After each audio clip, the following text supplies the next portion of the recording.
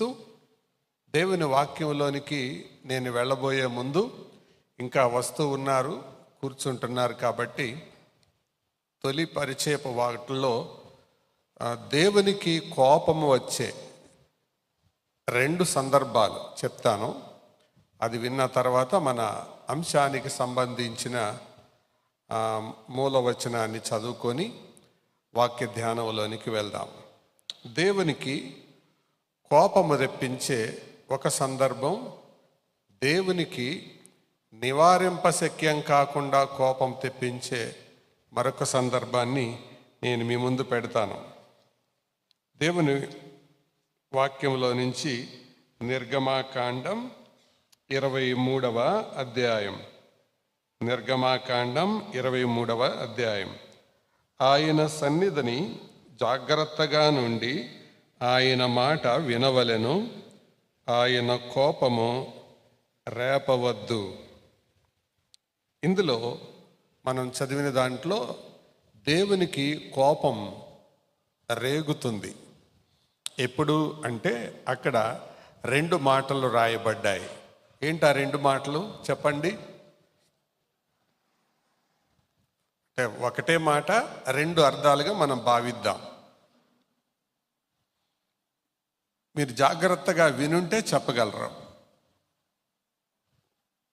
ఆయన సన్నిధిని జాగ్రత్తగా ఉండి ఆయన మాట వినవలెను, ఆయన కోపము అంటే దేవునికి కోపం ఎప్పుడు రేగుతుంది?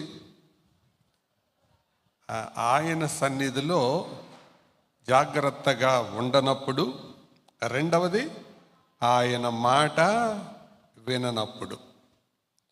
ఈ కూడికలో ఎవరైనా ఈ వాక్యం అన్వయించే వాళ్ళు ఉన్నారా? దేవునికి కోపం రేగగొట్టేవాళ్ళు. అంటే ఆయన సన్నిధిలో జాగ్రత్తగా ఉండనప్పుడు, అంటే ఆయన సన్నిధిలో అజాగ్రత్తగా ఉండడం అంటే ఏంటి? గోళ్ళు గిల్లుకోవడం, ఫోన్ చాటింగ్ చేయడం, పక్క చూపులు చూడటం, అయితే కిందన్న వాటిని వెతకడం, లేకపోతే పైన వాటిని వెతకడం, ఇలాంటి పనులన్నీ వాక్యం మీద దృష్టి పెట్టకుండా ఇంక దేని మీద దృష్టి పెట్టిన అది అజాగ్రత్తగా ఉండడం అని అంటారు. తర్వాత ఆయన మాట వినకపోవడం, ఈ 2 దేవునికి కోపం రేపుతాయి. తర్వాత దేవునికి నివారింపశక్యం కాకుండా, అంటే ఆపడానికి వీల్లేనంత కోపం తెప్పించే ఆ 2 మాటలు కూడా చూపిస్తాను రండి. దినవృత్తాంతముల 2వ గ్రంథం ఆఖరి అధ్యాయం. 2వ దినవృత్తాంతముల గ్రంథం ఆఖరి అధ్యాయం 16వ వచనాన్ని నేను చదువుతాను. వారు దేవుని దూతలను ఎగతాళి చేయుచు, ఆయన వాక్యములను తృణీకరించుచు, ఆయన ప్రవక్తలను హింసించుచు రాగా, నివారింపశక్యము కాకుండా యెహోవా కోపము ఆయన జనుల మీదికి వచ్చెను. ఇక్కడ ఆపకుండా దేవునికి కోపం రప్పించిన 3 సందర్భాలు ఉన్నాయి. ఏమేంటి చెప్పండి? మొదటిది దేవుని దూతలను ఎగతాళి చేయడం, రెండవది ఆయన వాక్యములను తృణీకరించడం, మూడవది ఆయన ప్రవక్తలను హింసించడం. ఈ 3 పనులు ఎవరు చేస్తే దేవుని కోపం వచ్చింది? ఇక్కడ ఎవరు చేశారు ఆ పనులు? బయట వాళ్ళ, సొంత వాళ్ళ? అక్కడున్న మాట అడుగుతున్నాను నేను. ఆయన ప్రజలు. ఆయన ప్రజలు అంటే ఇశ్రాయేలీలు, ఆయన ఏర్పరచుకున్నవారు.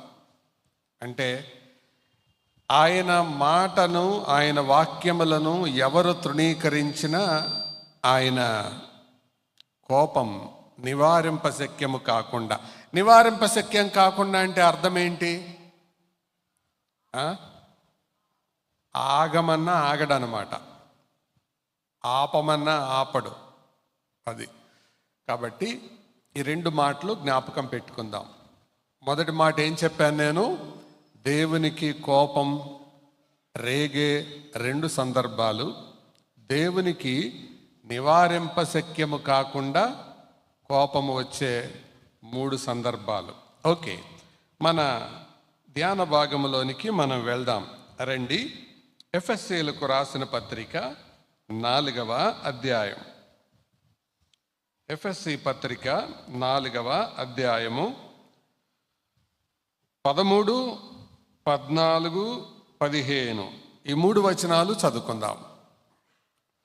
ఎందుకు ఆ 3 వచనాలంటే 13, 14, 15 ఈ 3 తారీఖుల్లోనే మీటింగులు ఉన్నాయి కాబట్టి.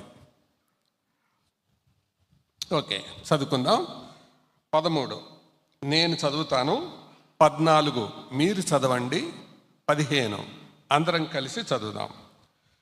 పరిశుద్ధులు సంపూర్ణులగునట్లు క్రీస్తు శరీరము క్షేమాభివృద్ధి చెందుటకును పరిచర్య ధర్మము జరుగుటకును ఆయన కొందరిని అపోస్తలులుగాను, కొందరిని ప్రవక్తలను గాను, కొందరిని సువార్తికులను గాను, కొందరిని కాపరులను గాను, ఉపదేశకులను గాను నియమించెను.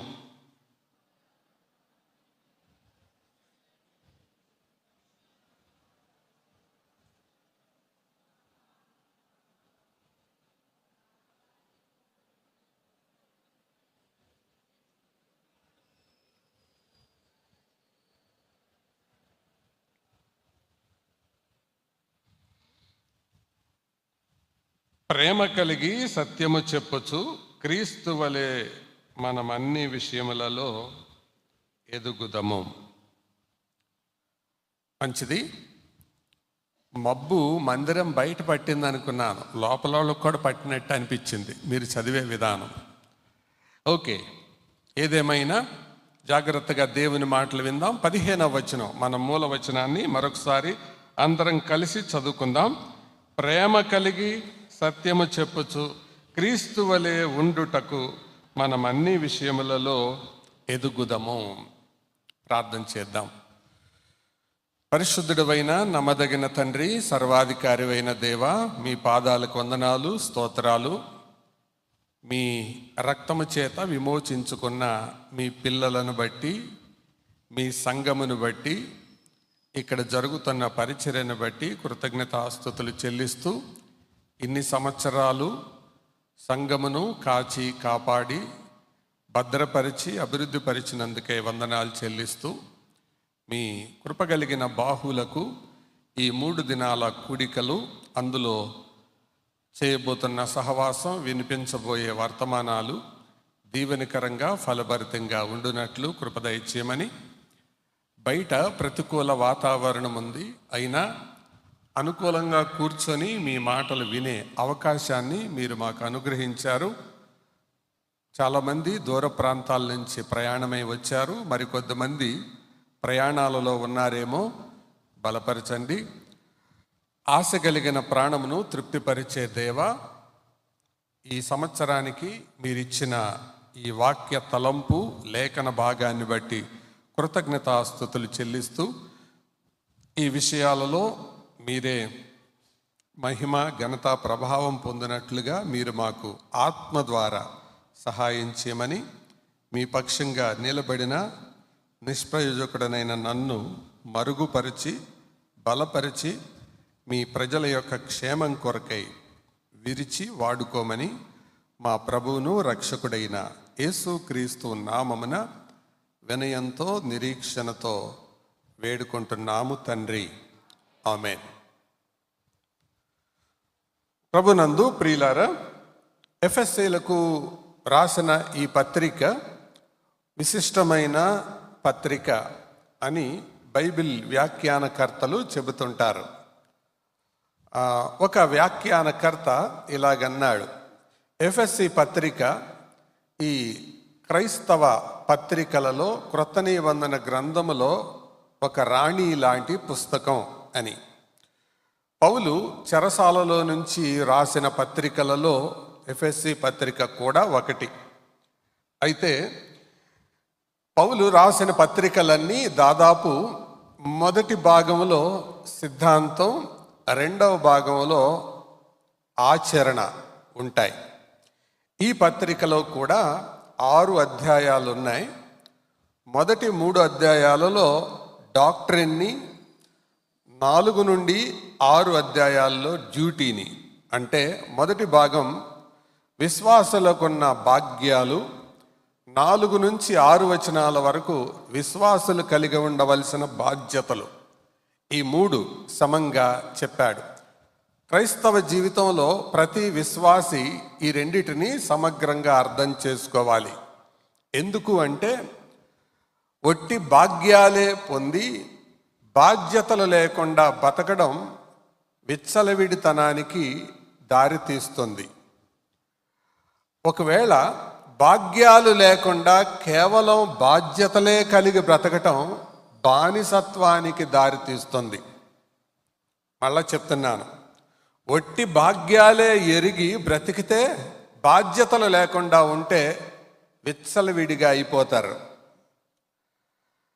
అట్లా కాకుండా భాగ్యాలు ఎరగకుండా ఒట్టి బాధ్యతలనే మోస్తూ బతికితే వాళ్ళు బానిసల్లాగా బ్రతుకుతారు.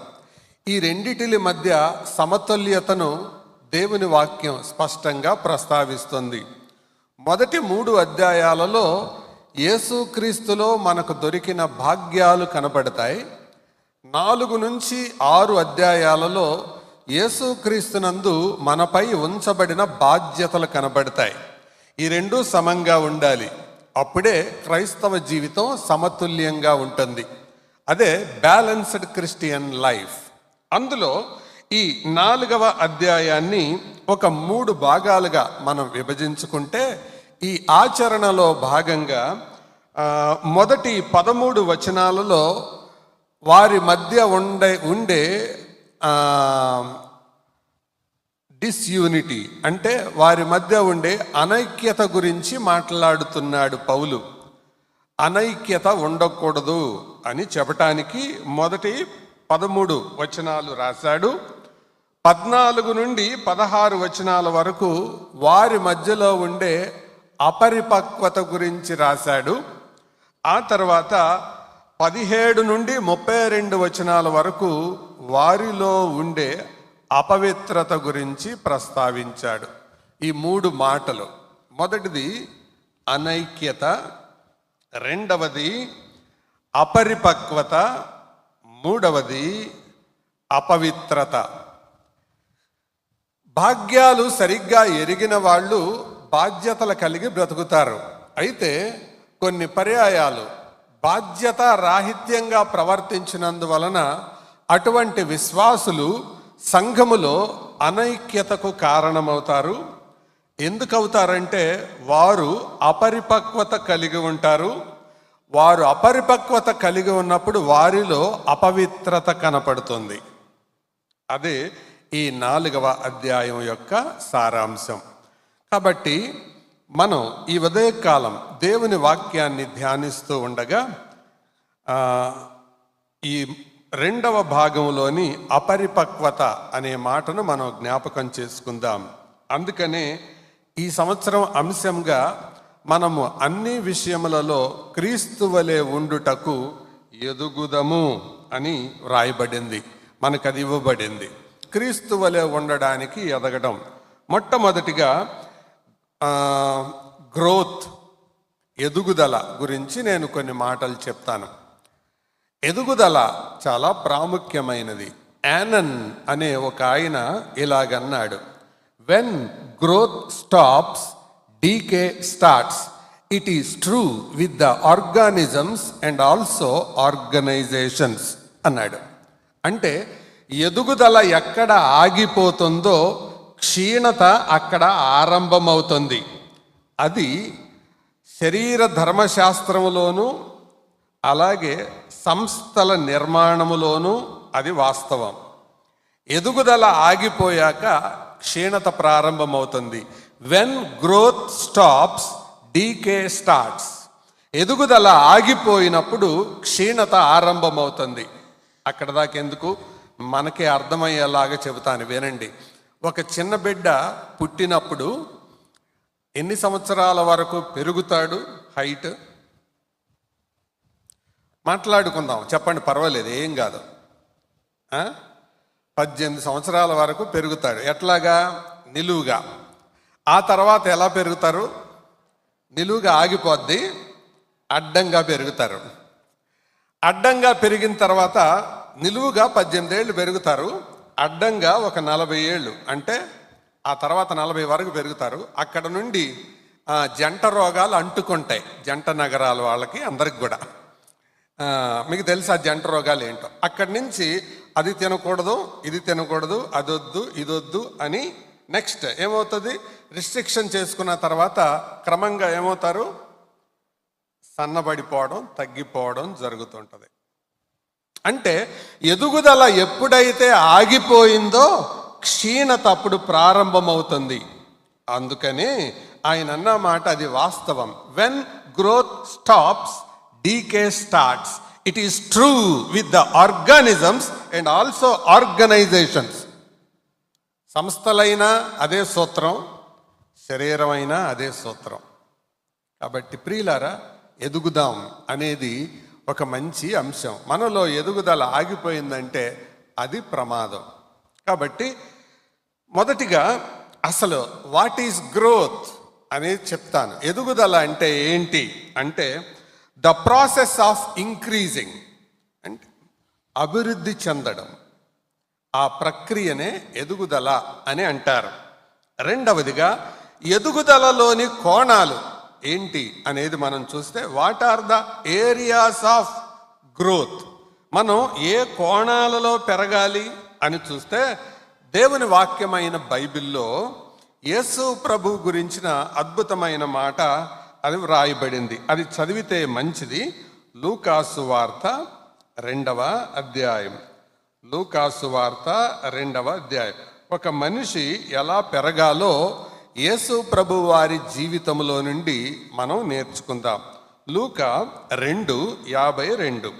యేసు జ్ఞానమందును వయసునందును దేవుని దయయందును మనుషుల దయయందును వర్ధిల్లుచు ఉండెను. ఇక్కడ 4 కోణాలలో ఎదుగుదల కనపడుతుంది. జ్ఞానమందును అంటే ఇంటలెక్చువల్లీ అని అర్థం, జ్ఞానపరంగా, మానసికంగా అని. రెండవదిగా వయసునందును అని అంటే ఫిజికల్లీ అని అర్థం, భౌతికంగా.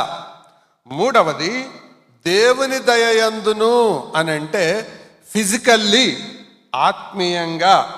తర్వాత మనుషుల దయయందును అని అంటే సోషల్లీ, సామాజికంగా. కాబట్టి ఒక మనిషి, ఒక వ్యక్తి ఏ రీతిగా పెరగాలి? 4 కోణాలలో పెరగాలి. కమాన్ మాట్లాడండి మీరు కూడా. మొదటిది జ్ఞానమందును అంటే అర్థం ఏంటి? ఇంటలెక్చువల్లీ, మానసికంగా పరిణతి కావాలి. కొన్ని పర్యాయాలు అంటుంటారు, ఈడు మనిషి పెరిగాడు కానీ బుద్ధి పెరగలేదురా అంటారు. అంటే మనసు పెరగలేదని అర్థం. కానీ యేసు ప్రభువుకి ఆ ప్రాబ్లం లేదు. మానసికంగా ఆయన పెరుగుతున్నాడు. 2 ఒట్టి మానసికంగానే కాదు, వయసునందును భౌతికంగా, ఫిజికల్గా పెరుగుతున్నాడు. తర్వాత అంత మాత్రమే కాదు, దేవుని దయయందును అంటే ఆధ్యాత్మికంగా పెరుగుతున్నాడు. అంత మాత్రమే కాదు, ఒట్టి దేవునితోనే కాదు, సామాజికంగా కూడా, మనుషుల దయలో కూడా పెరుగుతున్నాడు. కాబట్టి ఒక మనిషి పెరగవలసిన 4 కోణాలు. అర్థమైందా? ఇది తర్వాతది. నెక్స్ట్, అసలు ఎందుకు ఎదగాలి, ఎందుకు పెరగాలి? ఎందుకు పెరగాలి అంటే తప్పకుండా జీవమున్న ప్రతి వాటిలో పెరుగుదల ఉంటుంది. 2వ తరగతి సైన్స్ టెక్స్ట్ బుక్లో living things, non living things అని 2 ఉంటాయి. 2nd క్లాస్లో, అంటే జీవం కలిగినవి, జీవము లేనివి అని. అందులో లివింగ్ థింగ్స్ యొక్క క్వాలిటీస్ 3 ఉంటాయి. జీవము కలిగిన లక్షణాలు 3 ఉంటాయి. ఒకటి లివింగ్ థింగ్స్. చెప్తారా ఎవరన్నా? చిన్నపిల్లలు కూడా ఉన్నారుగా. Living things, they move. 2 they grow. 3 they reproduce.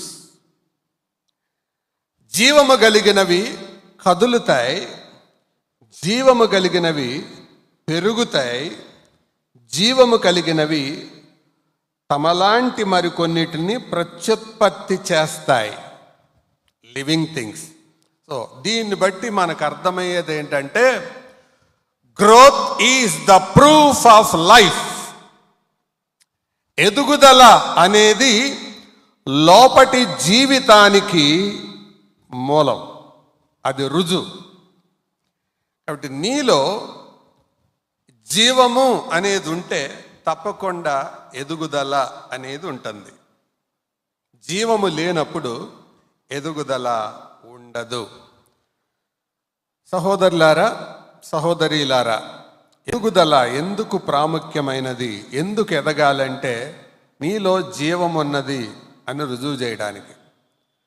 మనలో ఒరిజినల్గా జీవం లేదు, మనందరం ఎవరో చచ్చిపోయిన వారం. కానీ యోహాను సువార్త 1వ అధ్యాయంలో ఈ మాట రాయబడింది, ఆయనలో జీవముండెను, ఆ జీవము ప్రతి మనిషిని వెలిగించుచున్నది. కాబట్టి ఆయనలో జీవం ఉంది, జీవం, లైఫ్. అది ఆ వెలుగు, ఆ జీవము వెలిగించింది, ఆ వెలుగు ఇతరులను వెలిగిస్తుంది. జీవం ఎక్కడుంటుందో ఎదుగుదల అక్కడ ఉంటుంది. మీరు జ్ఞాపకం పెట్టుకోండి, అది శరీరములోనైనా, వ్యక్తిగత జీవితములోనైనా, కుటుంబములోనైనా, సంఘములోనైనా, ఎక్కడైనా ఇదే సూత్రం. జీవము అనేది అంటే మనం ఎందుకు పెరగాలి అని అంటే, మనలో జీవముంది అని రుజువుపరచడం కొరకు మనం పెరగాలి. అర్థమైందా? రెండవది, ఎందుకు పెరగాలి అంటే, పెరిగిన వాటిని చూస్తేనే తల్లిదండ్రులకు సంతోషం. పెరిగినప్పుడే. పిల్లలు పెరగకపోతే తల్లిదండ్రులకు సంతోషం ఉంటుందా? ఉంటుందా అండి? ఉండదు. పెరిగే పిల్లలు తల్లిదండ్రులను సంతోషపరుస్తారు. విజయవాడలో నేను చిన్నతనంలో ఉండగా మా అమ్మకు ఒక ఆవిడ స్నేహితురాలు, దూరంగా బంధువు కూడా ఉండేది. వాళ్ళ కొడుకుల్లో 2 కొడుకులకి అవయవ లోపం, నిర్మాణ లోపం ఉంది. కుటుంబపరమైన కారణాలను బట్టి వారిలో చిన్నవాడు, ఆఖరిగా పుట్టినవాడు, వాడికి ముందు వాడికేం పోలియో, ఈ చిన్నవాడికేమో శరీరములో ఒక లోపం ఏర్పడింది. వాడు పెరిగి పెద్దవాడు అవుతున్నాడు. 23 సంవత్సరాలు వచ్చాయి, కానీ చిన్న పిల్లలు చూసినట్టు చూస్తాడు, ఆకలేస్తే ఏడుస్తాడు, అమ్మే స్నానం చేపించాలి, అమ్మే భోజనం పెట్టాలి, అమ్మే వాడికి బట్టలు వేయాలి. కానీ అదంతా చేసి ఆ మేడ మీద చివరిలో కూర్చోబెడితే వచ్చే పోయే వాళ్ళని చూస్తుంటాడు, వాళ్ళ మీద రాళ్ళు వేస్తుంటాడు. ఆడపిల్లలు కనపడితే మాత్రం వాళ్ళని ఏడిపించడానికి తినేసేలాగా చూస్తుండేవాడు. 23 సంవత్సరాలు. ఆ తల్లి మా అమ్మ ముందు కూర్చొని ఇలా ఏడుస్తుంది, వదినమ్మా వీణ్ణి కన్నాను, ముందోడు పోలియోతో సఫర్ అవుతున్నాడని, బాధపడుతున్నాడని నేను విన్నాను, కానీ అది తట్టుకున్నాను. కానీ వీడు బాగానే పెరుగుతున్నాడు అనుకున్నాను, కానీ వీడికి బుద్ధి పెరగల, భౌతికంగా పెరిగాడు కానీ బుద్ధిలో పెరగలేదు వీడు అని అంది. సరే, అమెరికా నుంచి కొంతమంది డాక్టర్లు వస్తే ఉచితమైన వైద్య శిబిరం ఏర్పాటు చేస్తే అక్కడ చూపించటం కొరకు తీసుకెళ్తే ఆ డాక్టర్లు వీడిని ఒకసారి పైకి లేపి మళ్ళా కూర్చోబెట్టి, మళ్ళా పైకి లేపి మళ్ళా కూర్చోబెట్టి తల్లితో అన్నారు, వీడు ఇంకొక 2 ఏళ్లే బ్రతుకుతాడమ్మా, తర్వాత చచ్చిపోతాడన్నారు. 23 సంవత్సరాల వయసుకు వచ్చిన తర్వాత బాధ్యతలు మొయ్యాల్సిన వాడు, కనీసం బజారుకి వెళ్ళి కూరగాయలు తేవాల్సిన వాడు, శరీరం పెరిగింది, బుద్ధి పెరగల, కండరాలు పెరిగినాయి కానీ పని చేసే విధానం పెరగలేదు. ఆ తల్లి ఆ మాట విని విపరీతంగా ఏడుస్తుంటే మా అమ్మ ఆదరించింది. మొత్తానికి కొద్దిసేపు ఆదరణ పొందింది, కానీ డాక్టర్లు చెప్పినట్టుగానే చచ్చిపోయాడు. 2 ఏళ్ల లోపుగానే చనిపోయాడు. తర్వాత ఆయన ఆ బిడ్డ బ్రతిక ఉన్నప్పుడు చూసినప్పుడు అల్లా ఏడుస్తుండేది. ఒక్కోసారి రాత్రిపూట నిద్ర లేకుండా చేసేవాడు. ఈ మాట నేను ఎందుకు చెబుతున్నానంటే, మిగతా పిల్లలంతా, వాడితోటి పిల్లలంతా ఆటలాడుకుంటూ బాధ్యతలు మోస్తూ ఉండగా ఈ తల్లి వాణ్ణి చూసినప్పుడు చాలా చింతపడేది, ఏడుస్తుండేది, దుఃఖిస్తూ ఉండేది. ప్రియులారా, ఇక్కడ ఒక మాట చెప్తాను. ఏ పిల్లలైతే ఎదగరో వాళ్ళు రెండిటికి పనికొస్తారు. దేనికి అంటే, కన్నవారు ఏడవడానికి, చూసిన వారు నవ్వడానికి. ఎదుగుదల లేనాళ్ళు రెండిటికి పనికొస్తారు. చెప్పండి. కన్నవాళ్ళు ఏడవడానికి, చూసిన వాళ్ళు నవ్వడానికి. ఇది భౌతికమైన వాటి గురించి చెప్తున్నాను. చాలా సంవత్సరాల క్రితం విజయవాడ నుండి నేను గుంటూరు వెళ్ళి అక్కడి నుంచి వేరే ఊరికి వెళ్ళటానికి బస్ ఎక్కుతున్నాను. ఎక్కటానికి గుంటూరు బస్ స్టాండ్లో దిగుతూ ఉండగా బస్సులో ఉండే నేను ఎక్కవలసిన బస్సు వచ్చిందో రాలేదు అలా చూస్తూ వేగంగా దిగుతుంటే నా కాళ్ళకి ఏదో అడ్డం పడ్డట్టుగా కనపడితే అడ్డం పడింది. ఎవరబ్బా అని చూస్తే నా నడుం దాకా వచ్చాడు ఆ అబ్బాయి కాదు, పెద్ద ఆయనే. మీసాలు, గడ్డం ఇదంతా బాగానే ఉంది. ఇన్షర్ట్ చేశాడు, టై కట్టాడు, చేతిలో ఫైల్ ఉంది, నాకు సగం ఎత్తే ఉన్నాడు. చూడగానే నాకంటే వయసులో పెద్దోడని అర్థమైంది. సారీ సార్ అన్నాను. అనగానే చూసుకోవాలి కదా అన్నట్టు కళ్ళతోనే నాకు SMS ఇచ్చాడు. SMS అంటే తెలుసుగా, మెసేజ్ ఇచ్చాడు, చూసుకొని దిగాలి కదా అని. సరే, నాకు అతను చూడగానే కొంచెం జాలి అనిపించి, నీ పేరేంటి అన్నాను. మీ పేరేంటి అన్నాను. అంటే ఆయన తల పైకి ఇలాగెత్తి, నీకెందుకు అన్నాడు. ఓహో, అప్పుడు ఆయన అహం దెబ్బతింది అని నాకు అర్థమైంది.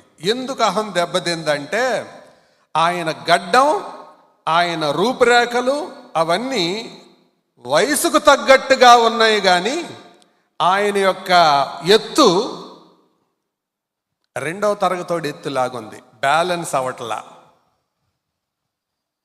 అర్థమైందా? ఇందాక నేను చెప్పిన ఉదాహరణలో ఒకడికేమో భౌతికంగా పెరిగాడు, మానసిక ఎదుగుదల లేదు. ఇంకొకడేమో మానసికంగా పెరిగాడు, భౌతికమైన ఎదుగుదల లేదు. ఇలాంటి వాళ్ళు రోడ్డు మీద వెళ్తుంటే సహజంగా వాళ్ళని పేరు పెట్టి పిలవరు. ఏమంటారు? పొట్టోడా అంటారు. అంటే ఎదుగుదల లేకపోతే అదే జరిగేది. కానీ కన్న తల్లిదండ్రులు ఏమంటారు? ఆయన చూసినప్పుడల్లా, వేరే వాళ్ళని చూసినప్పుడల్లా బాధ అనిపిస్తుంటుంది కదా. కాబట్టి సోదరులారా, ఎదుగుదల ఎందుకు ప్రాముఖ్యం అని అంటే, చెప్పండి, ఎందుకు ప్రాముఖ్యం?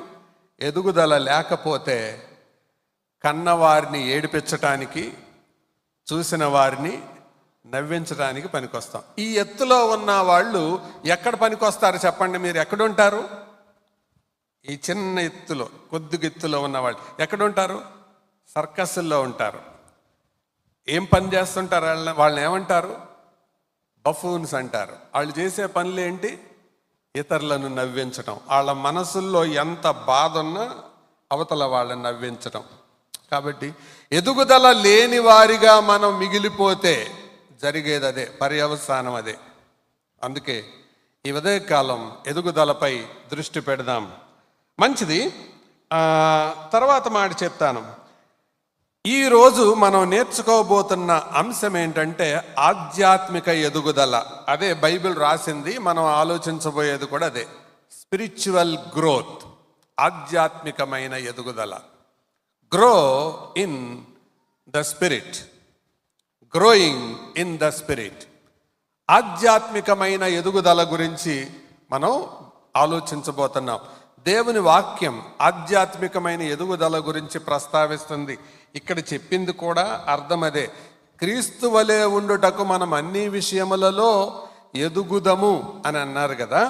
ఆయనలాగా ఎదగాలంటే ఎలాగెదగాలి? ఆయన బతికినన్ని సంవత్సరాలు మనం బతకాలనా? భూలోకంలో ఆయన బతికింది 33.5 సంవత్సరాలే. ఆయనకిలాగా ఉండాలి అంటే ఇక్కడ పోలికలు భౌతికపరమైన పోలికలు కాదు, ఆధ్యాత్మికపరమైన పోలికలు. కాబట్టి అందుకే మనం ఈ ఉదయకాలం ఆధ్యాత్మిక ఎదుగుదల, స్పిరిచువల్ గ్రోత్ అనేది మనం ఆలోచిస్తున్నాం.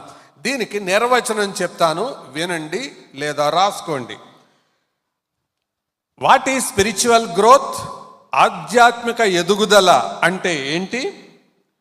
ఒక విశ్వాసి పరిశుద్ధాత్మ సహకారంతో వాక్యం, ప్రార్థన, సహవాసం ద్వారా ఆధ్యాత్మిక పరిణతిని సాధించడమే. మళ్ళా చెప్తున్నాను, ఒక విశ్వాసి పరిశుద్ధాత్మ సహకారం ద్వారా వాక్యం, ప్రార్థన, సహవాసం కలిగి ఆధ్యాత్మిక పరిపక్వతను సాధించడమే. దీనినే ఆధ్యాత్మిక ఎదుగుదల అంటారు. దాని ఫలం ఆధ్యాత్మిక వివేకం, క్రీస్తు సారూప్యం. ఒక వ్యక్తి ఆధ్యాత్మికంగా ఎదుగుతున్నాడు అని అంటే బయటకు కనబడే ఫలం ఏంటి? ఆధ్యాత్మిక విషయాల్లో వివేకం ఉంటుంది, డిజర్న్మెంట్ ఇన్ స్పిరిచువల్ థింగ్స్. రెండవది, they grow in to the likeness of Christ. క్రీస్తు సారూప్యతలోనికి వాళ్ళు ఎదుగుతారు. ఆ మాటే పౌలు ఇక్కడ చెప్పింది, యేసు క్రీస్తు సారూప్యతలోనికి ఎదగడం. అదే క్రైస్తవ జీవితానికి ముఖ్యమైన స్థాయి, ప్రధానమైన స్థాయి. క్రైస్తవ జీవితంలో కొన్ని స్థాయిలు ఉంటాయి, చెప్తాను, జాగ్రత్తగా వినండి. ఫస్ట్ స్థాయిలో క్రీస్తుని నమ్మాలి, క్రీస్తుని నమ్మడం. రెండవ స్థాయిలో క్రీస్తుని వెంబడించడం. ఫస్ట్ బిలీవింగ్ ఇన్ క్రైస్ట్, రెండవది ఫాలోయింగ్ క్రైస్ట్, మూడవది క్రీస్తును గూర్చి సాక్ష్యమివ్వడం, టెస్టిఫైయింగ్ అబౌట్ క్రైస్ట్, నాలుగవది క్రీస్తు కొరకు పనిచేయడం, వర్కింగ్ ఫర్ క్రైస్ట్, ఐదవది క్రీస్తు వలె మారడం, ట్రాన్స్ఫార్మింగ్ లైక్ క్రైస్ట్. ఇవే క్రైస్తవ జీవితంలో స్థాయిలు. ఒకసారి చెప్పండి. మొదటి స్థాయి క్రీస్తుని నమ్మడం. నమ్మేమా లేదా? మనందరం ఏంటంటే అటు చూస్తున్నారు, నమ్మాం, వెరీ గుడ్. రెండవది క్రీస్తుని వెంబడించడం. వెంబడిస్తున్నామా? ఇక్కడ మాత్రం ఆన్సర్ రావట్లా. నమ్మామా అంటే నమ్మాం, అమ్మామా అంటే అమ్మాం. అది కూడా నమ్మడం మొదటిది. రెండు, ఆయన వెంబడించడం, ఫాలో మీ అన్నాడు ఆయన, ఆయనను వెంబడించడం. మూడవది ఆయన గురించి సాక్ష్యం ఇవ్వడం, టెస్టిఫైయింగ్ అబౌట్ క్రైస్ట్. నాలుగవది ఆయన కొరకు పనిచేయడం, సంఘములో సమాజంలో పనిచేయడం. ఐదవది క్రీస్తు వలె మారడం, ట్రాన్స్ఫార్మింగ్ లైక్ క్రైస్ట్.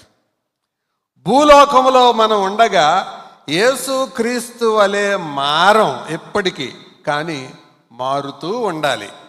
మ్యాథమెటిక్స్లో లిమిట్స్ అనే చాప్టర్ ఉంటుంది.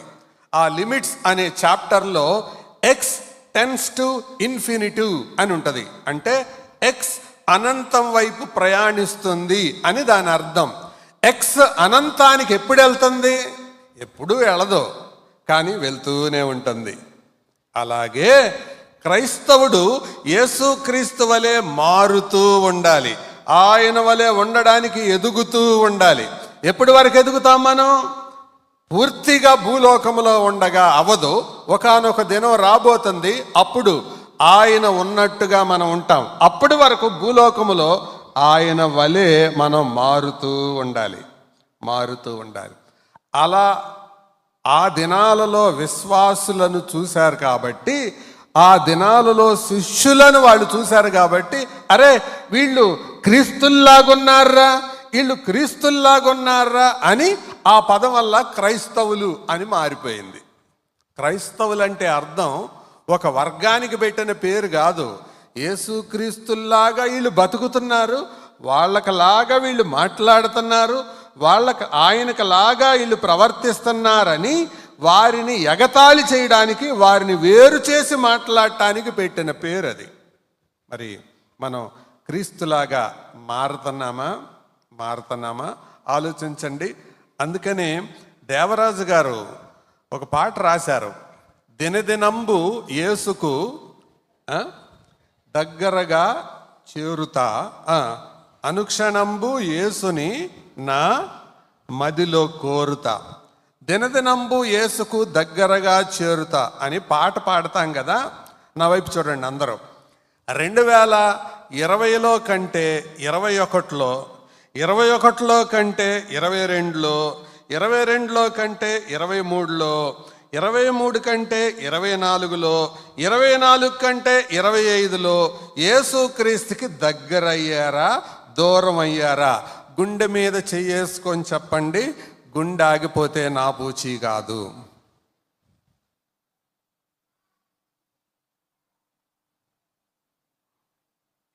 పాట పాడుతున్నాం ఏమని? దినదినంబు. ఇంత పాట కూడా మర్చిపోయినట్టున్నారు ప్రశ్న అడిగేటప్పటికి.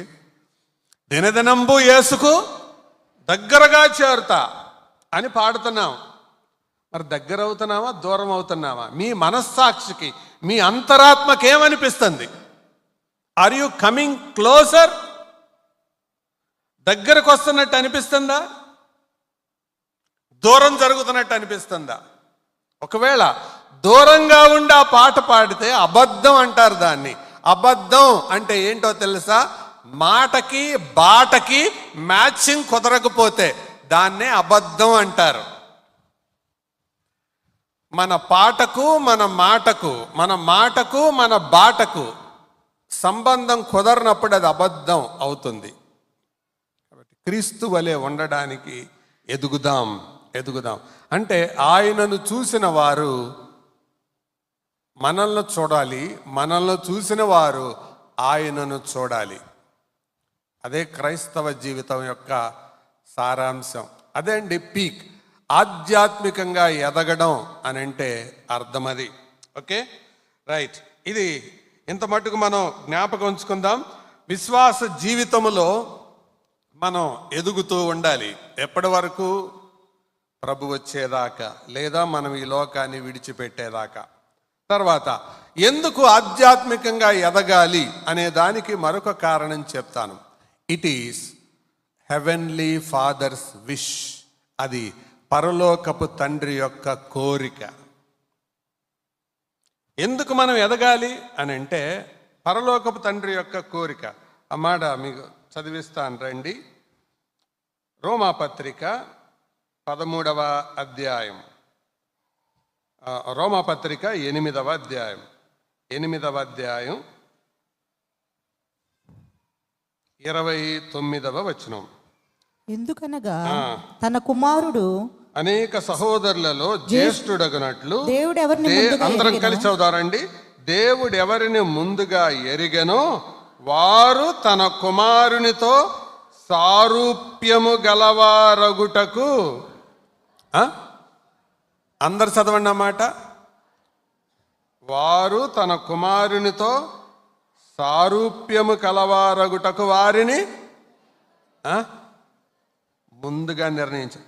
ప్రభు యొక్క కోరిక ఏంటి? మనం ఆయన కుమారునితో సారూప్యం అంటే ఆయన వలే ఉండడం, ఆయనలాగా ఉండడం. అందుకు ముందుగా నిర్ణయించాడు ఆయన మనల్ని. అందుకే ఆయన ఏర్పరచుకున్నాడు. జగత్తు పునాది వేయబడక మునిపే మనల్ని ఏర్పరచుకునేది పెళ్లి చేసుకోవాలని, ఉద్యోగం చేయాలని, ఇల్లు కట్టుకోవాలని ఇది కాదు. అల్టిమేట్గా దేవుని యొక్క ఉద్దేశం ఏంటి? మనం ఆయన కుమారునిలాగా మారాలని. To change. To transform into his likeness, ఆయన లాగా మారాలని. కాబట్టి ఇది తండ్రి యొక్క ఇష్టం, ఆయన చిత్తం. ఇప్పుడు చెప్పండి, మరి యేసుక్రీస్తులాగా ఆయన సారూప్యతలోనికి మారడం అనేది తండ్రి యొక్క అభీష్టమైతే, ఆయన ఇష్టమైతే, యేసుక్రీస్తు వలె మారకపోవడం ఏంటి? ఆయన ఇష్టానికి వ్యతిరేకం. చెప్పండి, ఎంతమందికి ఈ ఆశ లేదో వారు ఆయన అభీష్టంతో వ్యతిరేకంగా బ్రతుకుతున్నట్టు లెక్క, ఆయన చిత్తానికి వ్యతిరేకంగా బ్రతుకుతున్నట్టు లెక్క.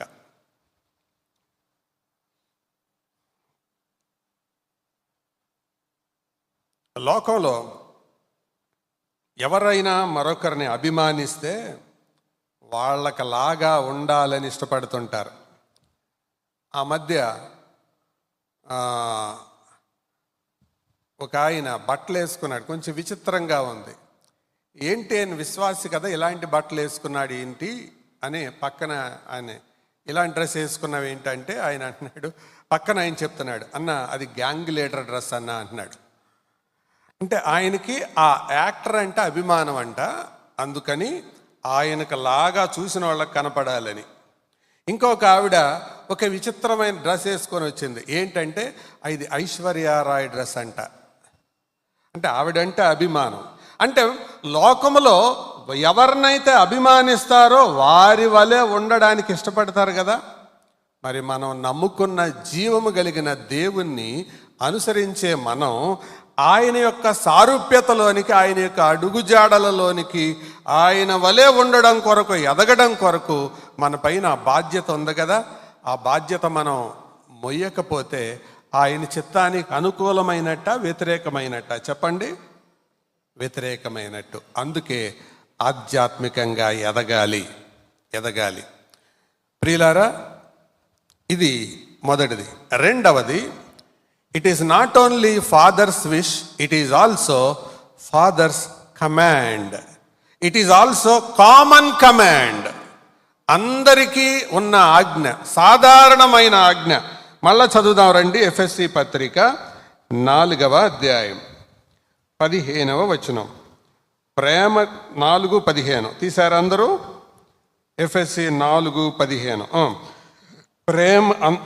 ప్రేమ కలిగి సత్యము చెప్పుచు క్రీస్తు వలె ఉండుటకు, ఏంటో మనమన్ని విషయములలో, అందరు చదవండి ఒకసారి. ఎవరు ఎదగాలి? మీరు ఎదగండి అంటలేదు, మనం ఎదుగుదాం అంటున్నాడు. అంటే దాని అర్థం ఏంటి? కామన్ కమాండ్ అంటే ఏంటి? అది విశ్వాసులకు ఒక ఆజ్ఞ, అపోస్తలులకు ఒక ఆజ్ఞ, కాపర్లకు ఒక ఆజ్ఞ, సామాన్యులకు ఒక ఆజ్ఞ అనేది కాదు. It is common to everybody. పౌలు, పేతురు కొన్ని ఆజ్ఞలను అవతల వాళ్ళ కొరకు రాశారు, కానీ కొన్ని ఆజ్ఞలలో తమను కూడా తాము కలుపుకున్నారు. అలాంటి ఆజ్ఞల్లో ఇదొకటి, తమను తాము కలుపుకున్నారు. ఇలాంటిది మరొకటి చెప్పమంటారా?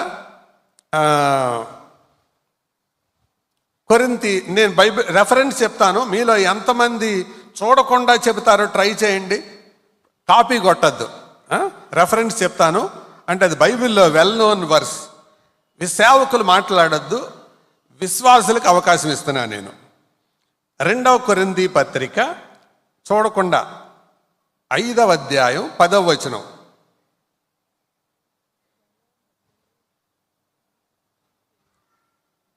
ఓకే, ఎనీబడి, ఎవరైనా? 2వ కొరింథీ 5:10. సరే, చూసి చదువుతాం రండి. కొరింథీ 2వ పత్రిక 5వ అధ్యాయం 10వ వచనం. ఎందుకనగా తాను జరిగించిన క్రియల చొప్పున అవి మంచివైనను సరే చెడ్డవైనను సరే దేహముతో జరిగించిన వాటి ఫలము ప్రతి వాడును పొందునట్లు మీరందరూ అన్నాడా? మనమందరం అంటే అర్థం ఏంటి? క్రీస్తు న్యాయపీఠం దగ్గర తీర్పు పౌలుకా విశ్వాసులకా? ఏంటండి? అందరికీ. చూసారా, న్యాయపీఠం దగ్గరికి వచ్చేటప్పటికి ఇద్దరు విశ్వాసులతో చెప్తున్నాడు, తనను కూడా కలుపుకొని చెప్తున్నాడు. మనమందరము క్రీస్తు న్యాయపీఠం ఎదుట ప్రత్యక్షం కావాలి అంటున్నాడు. సోదరులారా, సోదరీలారా, ఈ ఉదయకాలం ఇలాంటి మాటే మనం చదువుకున్నాం. 4వ అధ్యాయం 15వ వచనంలో మనం అన్ని విషయములలో ఎదుగుదాం. మనం ఎదుగుదాం. Let's grow. మనం ఎదుగుదాం. మన ఎదుగుదలకు మూలమేంటి? మన ఎదుగుదలకు పరిమితి ఏంటి? యేసుక్రీస్తు. మన ఎదుగుదలకు పరిమితి ఏంటి? యేసుక్రీస్తు. క్రైస్తవ జీవితంలో మనం ఎదుగుదలకు పరిమితి ఏంటి? యేసుక్రీస్తు. హెబ్రీ చూడకుండా చెప్పతారా? ట్రై చేయండి. హెబ్రీ 12:1. వెరీ గుడ్, బాగా చెప్తున్నారే. ఇంత గొప్ప సాక్షి సమూహము మేఘముల వలె మనలను ఆవరించినందున మనము కూడా ప్రతి భారమును సులువుగా చిక్కులుబెట్టు ప్రతి పాపమును విడిచిపెట్టి విశ్వాసమునకు కర్తయు దానిని కొనసాగించువాడనైనా యేసు వైపు చూచుచు మనము కూడా అంటున్నాడు. చూసారు మళ్ళీ అక్కడ మనము కూడా అంటే మన చుట్టూ చాలా మంది ఉన్నారు. ఆ 11వ అధ్యాయంలో హేబేల్ ఉన్నాడు, హనోక్ ఉన్నాడు, నోవహు ఉన్నాడు, అబ్రహాం ఉన్నాడు, మోషే ఉన్నాడు, దావీదు ఉన్నాడు, బారాక్ ఉన్నాడు, యెఫ్తా ఉన్నాడు, రాహాబ్ ఉన్నది, యెహోషువ ఉన్నాడు. వీళ్ళందరూ ఉన్నారు, విశ్వాస వీరులే. వీళ్ళందరూ మనల్ని ప్రోత్సాహపరిచే వాళ్లే. కానీ మనం చూడవలసిన వ్యక్తి మాత్రం ఎవరు చెప్పండి? యేసు వైపు. ఇదే అండి క్రైస్తవ జీవితం. కాపరుల ద్వారా, సేవకుల ద్వారా, ప్రసంగికుల ద్వారా మనం ప్రోత్సాహాన్ని, హెచ్చరికను, పురికొల్పును, మాదిరిని పొందాలి. కానీ చివరకు అనుసరించవలసింది ఎవరిని? యేసు ప్రభుని. అందుకే పాతకాలపు భక్తులు చెబుతుంటారు, క్రిస్టియన్ అంటే క్రైస్ట్ ఐ యాన్ అని అర్థం అట. క్రీస్తు నేను ఒకటే అని. యేసు క్రీస్తును చూడడం, యేసు క్రీస్తు వలె ఉండునట్లు ఎదగడం, అదే మన యొక్క మూలపాఠం. అర్థమైందా? అది తండ్రి యొక్క ఇష్టం. 2, అది సాధారణంగా అందరికి అన్వయించే ఆజ్ఞ. కాబట్టి మనం ఎదుగుదాం అంటున్నాడా? మీరు ఎదగండి అంటున్నాడా? కాబట్టి ఎదుగుదల ఎవరికి అవసరం? పిల్లలకా, పెద్దలకా? రక్షించబడిన యవనస్తులకా, యవనస్తురాండ్రకా? స్త్రీలకా, పురుషులకా? విశ్వాసులకా, కాపర్లకా? చెప్పండి. అందరికీ అవసరం. It's a common command. ఎందుకు ఆత్మీయంగా ఎదగాలి అని అంటే, మొదటిగా it is a father's wish, తండ్రి యొక్క ఇష్టం. రెండవదిగా it is a common command, అందరికీ ఇవ్వబడింది అది. ప్రియులారా, ఇది మనం జ్ఞాపకం ఉంచుకుందాం. 3వ మాట చెప్తాను. 4వ అధ్యాయం 12వ వచనానికి రండి. ఎఫెసీ పత్రిక 4:12. మనమందరం 11, 12 కలిసి ఉన్నాయి. మనమందరము విశ్వాస విషయములోను దేవుని కుమారుని గూర్చిన జ్ఞాన విషయంలోను ఏకత్వము పొంది సంపూర్ణ పురుషులకు మగ వరకు, అనగా క్రీస్తునకు కలిగిన సంపూర్ణతకు సమానమైన సంపూర్ణత కలవారమగు వరకు. ఎంతవరకు? సమాన సంపూర్ణమైన కలవారమగు వరకు ఆయన ఇలాగు నియమించెను. ఏం చేశాడు చెప్పాలి? నియమించాను. మిగతా వాళ్ళు చెప్పండి. నియమించడం అంటే ఇట్ ఈస్ అపాయింటెడ్. అది దేవుని నియామకం. మొదటిది అది తండ్రి అభీష్టం. రెండవది అది అందరికీ ఇవ్వబడిన సర్వసాధారణమైన ఆజ్ఞ. మూడవది అది దేవుడే నియమించిన నియామకం. అందుకు ఆధ్యాత్మికంగా ఉండడం కొరకు మనం ఆధ్యాత్మిక విషయాలలో ఎదగాలి. క్రీస్తు వలె ఉండుటకు ఎదగాలి. అంటే ఒక్కొక్కరు ఒక్కొక్క క్రీస్తు వలె ఉండాలి. చాలామంది అనుభవజ్ఞులైన సేవకులు చెప్పేది ఏంటంటే, అసలు క్రైస్తవులందరూ క్రీస్తుల్లాగా బ్రతికితే ప్రపంచం ఎప్పుడో మారిపోయి ఉండేదట. మళ్ళీ చెప్పండి. క్రైస్తవులందరూ క్రీస్తుల్లాగా బ్రతికితే ప్రపంచం ఎప్పుడో మారిపోయి ఉండేదట.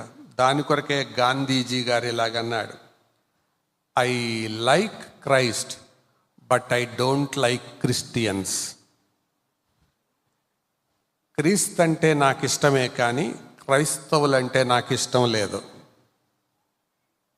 ఎందుకు అంటే ఇదే రీజన్, క్రీస్తుల్లాగా వాళ్ళు బతకరు.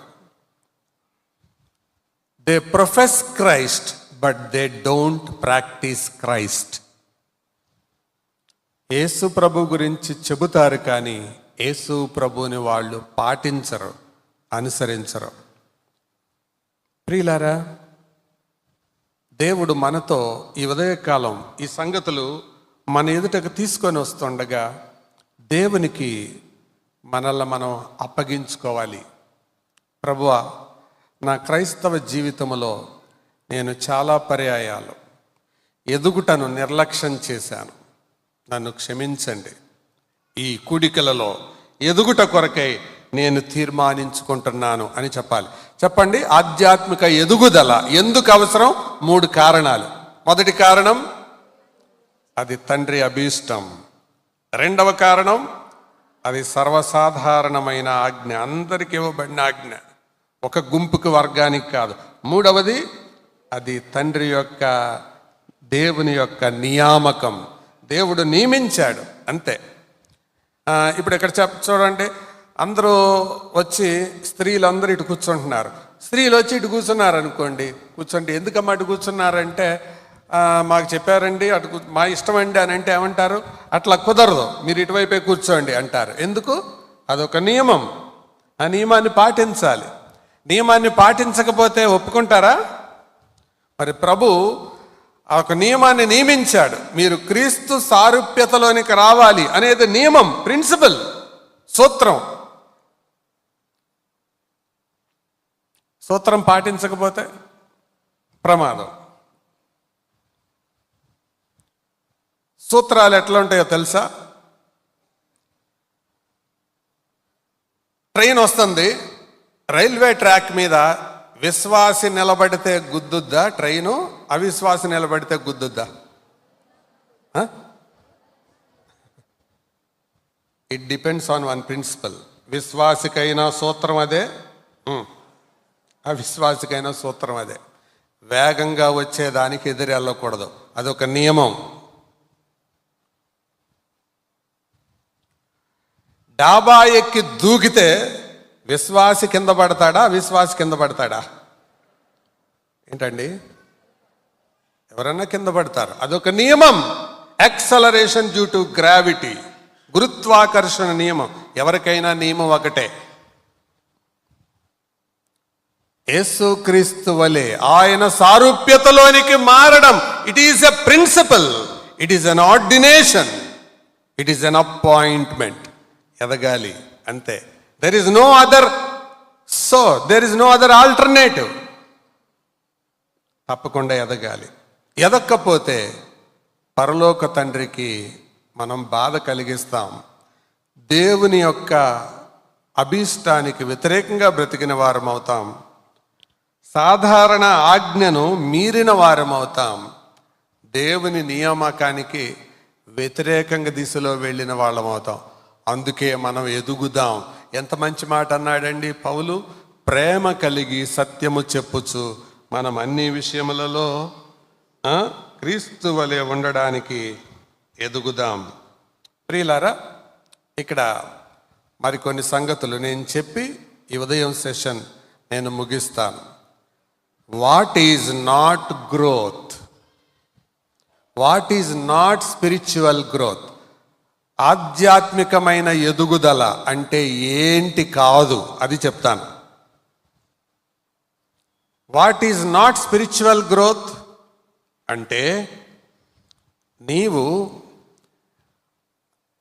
ఏళ్ల తరబడి క్రైస్తవుడిగా క్రైస్తవురాలుగా విశ్వాసిగా ఉన్నంత మాత్రం చేత ఆధ్యాత్మికంగా ఎదిగినట్టు అర్థం కాదు.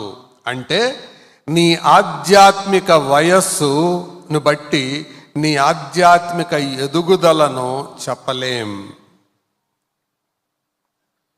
Your spiritual experience doesn't prove that you are spiritually grown up.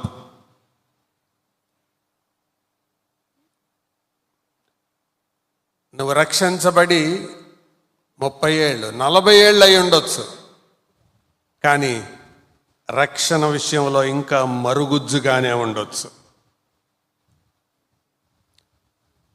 అందుకే టోజర్ అనే దైవజనుడు ఇలాగన్నాడు, today's problem in the church is we have so many spiritual dwarfs. మనకు క్రైస్తవ సంఘములో అనేక మంది ఆధ్యాత్మిక మరుగుజ్జులు ఉన్నారట.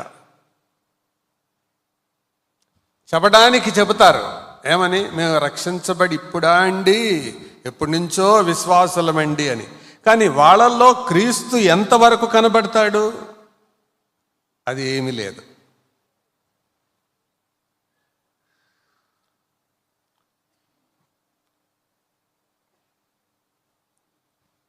యాభై సంవత్సరాలు ఆయన నోట్లో పాలపీక పెట్టుకొని తాగితే ఎలా ఉంటుంది చూసే వాళ్ళకి? పానీలే చిన్నపిల్లాడు అనుకుంటారా?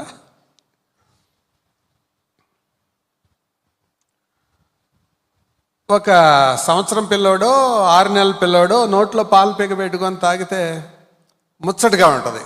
50 ఏళ్ళు వచ్చినవాడు కూడా నోట్లో పాలపీక పెట్టుకుంటే. కాబట్టి ఆధ్యాత్మిక వయస్సును బట్టి వారి ఎదుగుదలను మనం చెప్పలేము. దీన్ని బట్టి నేను ఆధ్యాత్మికంగా ఎదిగాను అని అనుకోవద్దు. కొంతమంది అంటారు, అసలు నేనండి సంఘం ప్రారంభం నుంచి ఉన్నానండి అంటారు. కానీ వాళ్ళల్లో ఏ మార్పు ఉండదో, ఏ ఎదుగుదల ఉండదో, వారిలో ఏ మాదిరి కూడా ఉండదు. ఉండటానికి ఉన్నారు. వాళ్ళ వల్ల ఒక ఆత్మకు జరిగేదేమి లేదు, సంఘములో మరొక విశ్వాసికి ఒరిగేదేమి లేదు, దేవునికి మహిమ వచ్చేది కూడా ఏమి లేదు. చెప్పడానికి మాత్రం ఏం చెప్తారు? సంవత్సరాల లెక్కలో సీనియారిటీ చెప్తారు.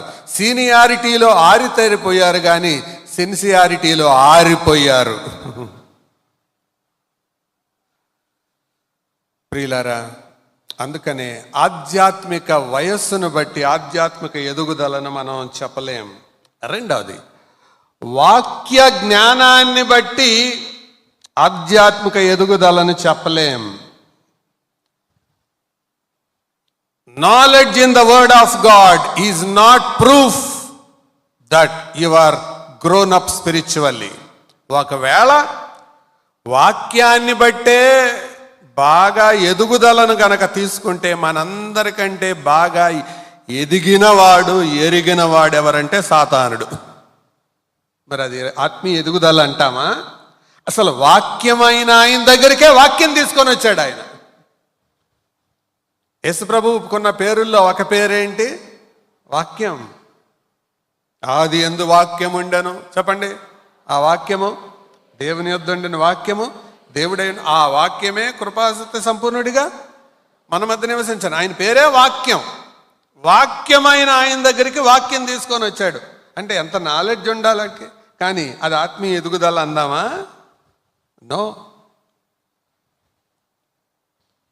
ఒకసారి బైబిల్ క్విజ్ పెడితే ఫస్ట్ ప్రైజ్ తెచ్చుకుంది ఒక ఆవిడ. ఆవిడ ఎవరంటే భర్తను వదిలేసి ఇంకొకటితో ఉండే ఆవిడ.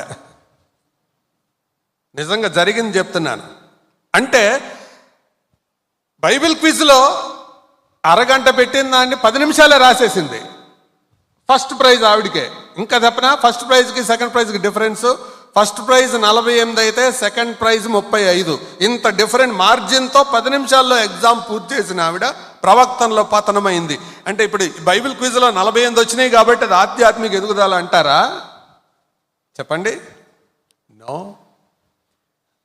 Mere Bible knowledge is not the proof of spiritual growth. ఇది రెండవది.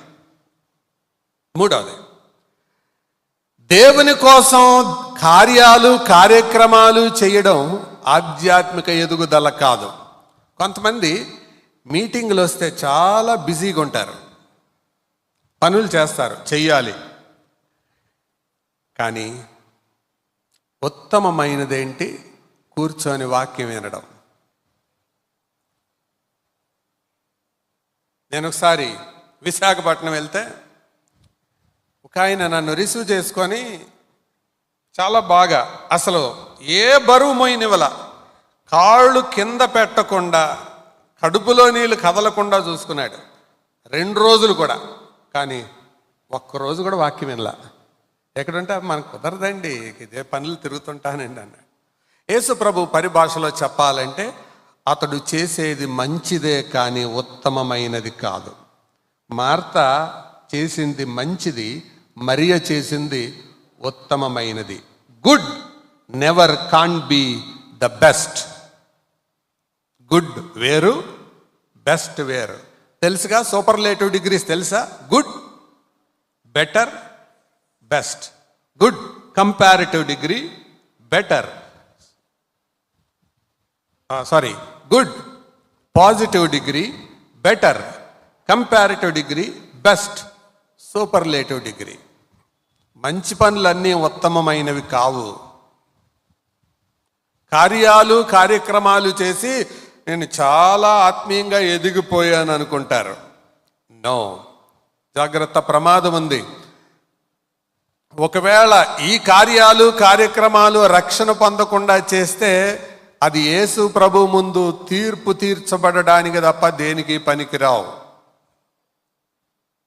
వాళ్ళు కూడా కార్యక్రమాల గురించే చెప్పారు. ఏమని? నీ నామమున మేము ప్రవచింపలేదా, దయ్యాలు వెళ్ళగొట్టలేదా, నీ నామమున అద్భుతాలు చేయలేదా? ఏం చెప్తున్నారు వాళ్ళు? కార్యాలు కార్యక్రమాలు. కానీ ప్రభు ఏమన్నాడు? I never ever new you. మీరెవరో నాకు తెలియదు. ఇది మరొకటి.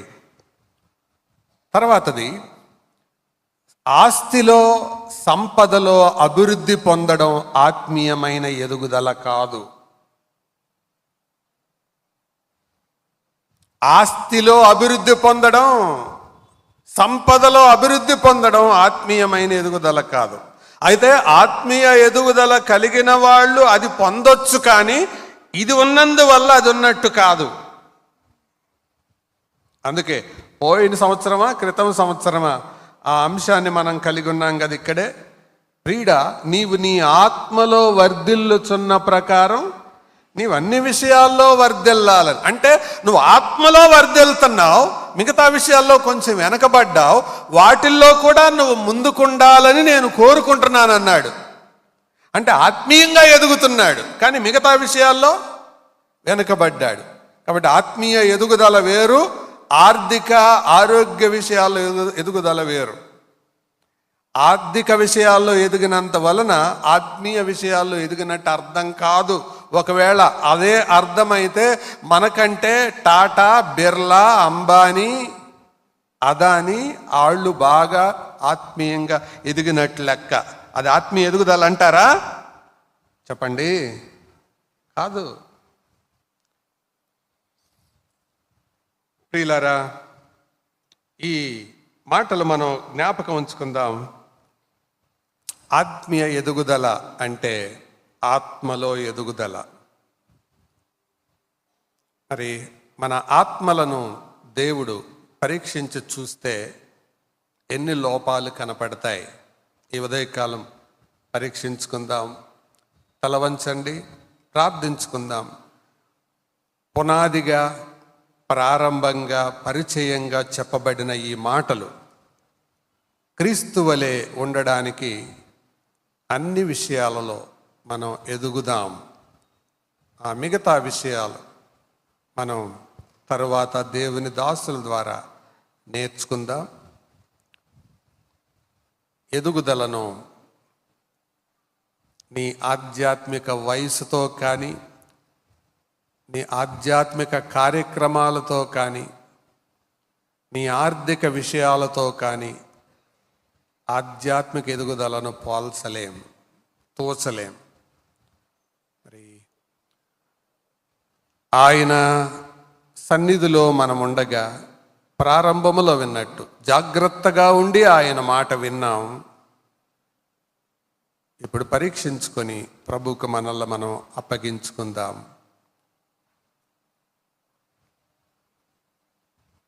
క్రీస్తు వలె ఉండడానికి ఎదుగునట్లు తీర్మానించుకుందాం. దయగల తండ్రి, పరిశుద్ధుడైన దేవ, మీ పాదాలకు వందనాలు, స్తోత్రాలు.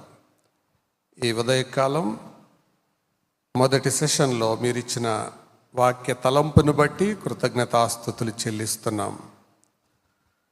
ఈ సంవత్సరం మీరు అనుగ్రహించిన ఈ వాక్య ధ్యానాంశాన్ని బట్టి స్తోత్రాలు. చాలా పర్యాయాలు మా క్రైస్తవ జీవితంలోని అనుభవాన్ని బట్టో, జ్ఞానాన్ని బట్టో, ఆర్థిక స్థితిగతులను బట్టో, కార్యక్రమాలను బట్టో ఆధ్యాత్మిక ఎదుగుదలను కొలిచే ప్రమాదములో బ్రతికే తరములో మేమున్నాం. కానీ ఆధ్యాత్మిక ఎదుగుదల అంటే ఏంటో మీరు జ్ఞాపకం చేశారు.